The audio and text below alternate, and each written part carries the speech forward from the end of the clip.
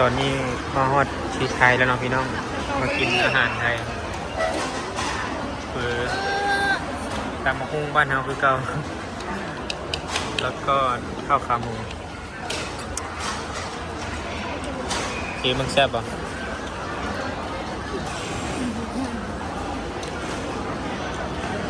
เกินเมนูอย่างคือต้มยำคือน้ำ แม่ก๋วยเตี๋ยว ก๋วยเตี๋ยวเฟือแรกนี่ต้มยำสวัส บอก ดิ์ ก๋วยเตี๋ยวน้ำตก น้ำตกโรตัสเนาะโรตัสหนองคายพี่น้อง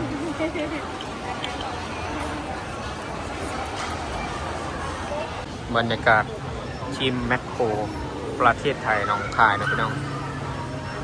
คนหลายเนี่ยมาเชื่อแมคโครคนไทยมาคนลาวมาซื้อของที่ไทยเยอะมากพี่น้อง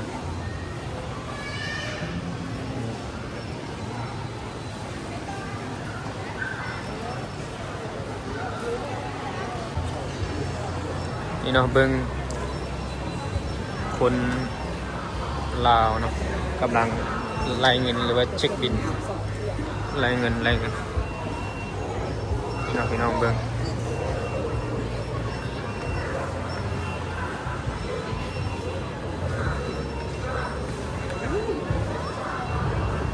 หลายอย่างนะคน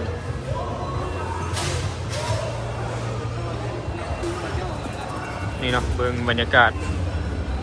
ส่วนหลายมีแต่คนลาวเนาะคนลาวส่วนหลายเลยที่ว่ามาซื้อเครื่องเนาะอยู่ที่ไทยเนาะประเทศไทยหนองคายเนาะพี่น้องคนคือหลายแห้งนี่อันนี้เขากลับมาซื้อเครื่องพี่น้องนี่กระตานี่เนาะอันนี้กับกระตานี่สองกระตา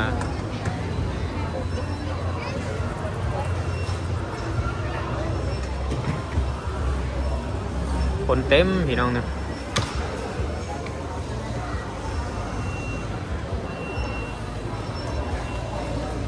บรรยากาศเนาะคนลาวพากันมาช้อปปิ้งที่ไทยเนาะพี่น้องเนาะก็คือแมคโคร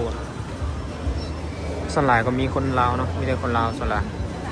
คนไทยก็มีอยู่เนาะแต่บ่หลาย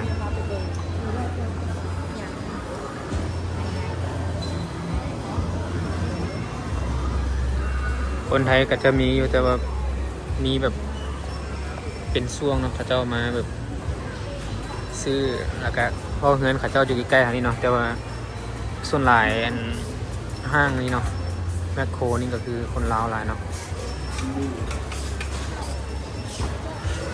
เราเบิ่งคน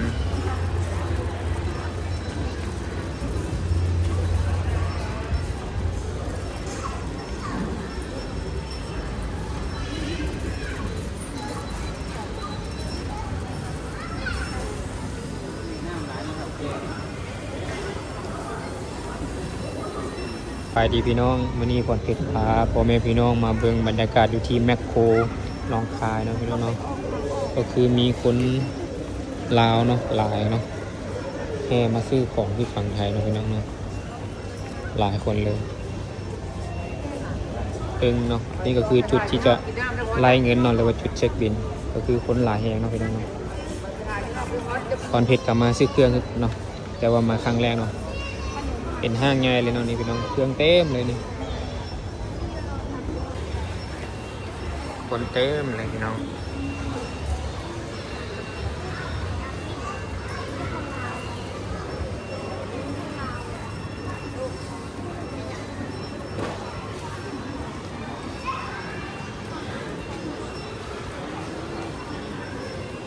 นี่เนาะพี่น้อง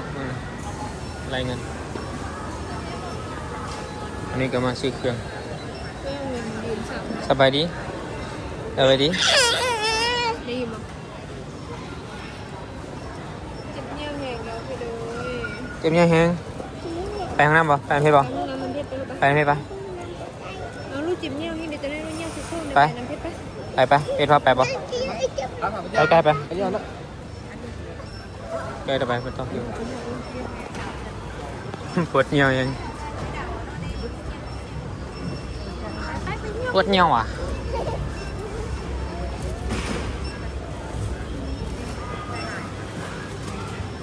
พื่อนว่าเท่าไหร่เพื่อนว่า2,000ว่าอยู่ ป่าย พันปลายเขาว่า2,000ปลายได้หนึ่ง 2,800ในหนึงลงกันมึง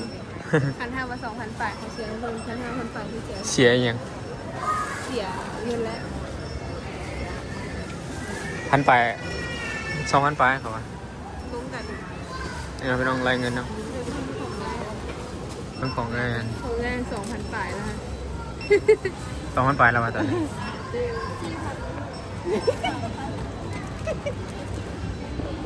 2,000ปลายแล้ว จับเอา นี่เนาะเครื่องมาซื้อเครื่องที่ไทยเนาะพี่น้องเนาะนี่เนาะคนละกันเนี่ยพี่น้องแมคโครเนาะที่ไทยที่อุดรนะพี่น้องเนาะเป็ดกระซื้อโบราณเนาะซื้อประมาณ2,000ที่บอกคิดว่าเท่าไหร่ละ7,000 3,000ของเกนประมาณ3,000 บาทที่3,000 บาท3,500 แต่เวลา 3,500 บาท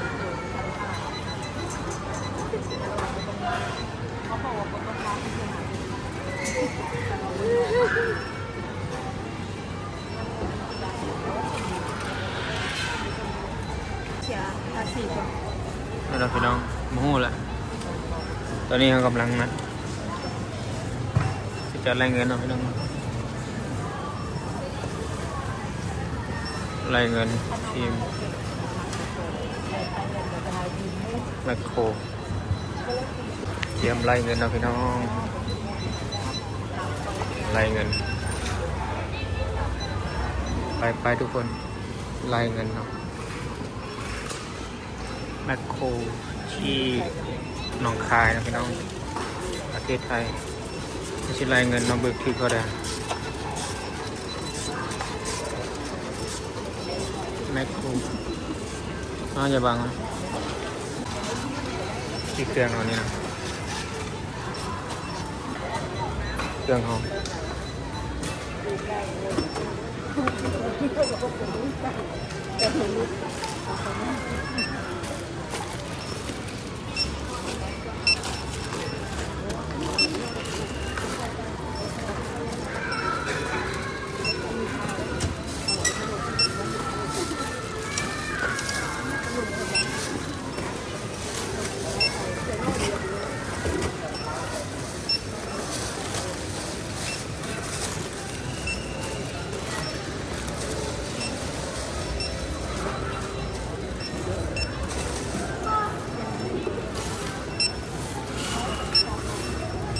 โอเค